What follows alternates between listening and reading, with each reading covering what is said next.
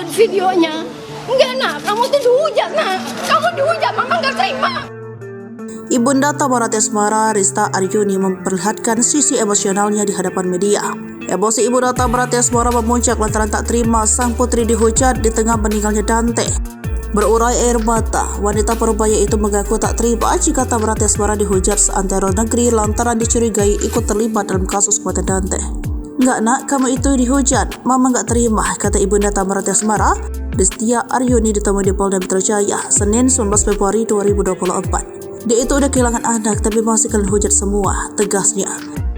Ibunda Tamara pun meluruskan bahwa sang cucu bukan anak yang takut dengan air ataupun tersangka kasus kematiannya. Cucu saya tuh nggak suka, apa takut, dari takut air, apa takut sama orang itu yang tersangka. Nggak mungkin cucu saya tuh nggak cerita sama saya, dia selalu happy.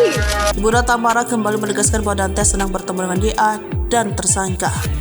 "Dia itu happy sama tersangka, dia jadi bisa renang," ujarnya. Destia Aryuni pun mempertanyakan sikap publik yang justru menyudutkan Tamara Tiasmara. Menurut Desta Aryuni, Tamara begitu terpukul dengan kehilangan Dante. Tamara Tiasmara kembali menjalani pemeriksaan atas kasus meninggalnya Dante. Tanya Tamara Tiasmara, sang ibunda juga dimintai keterangan sebagai saksi. Terbarunya Dante, lately-nya seperti apa? Bisa dilihat di CCTV atau video yang beredar yang disebarkan oleh keluarga tersangka. Itu Dante renang.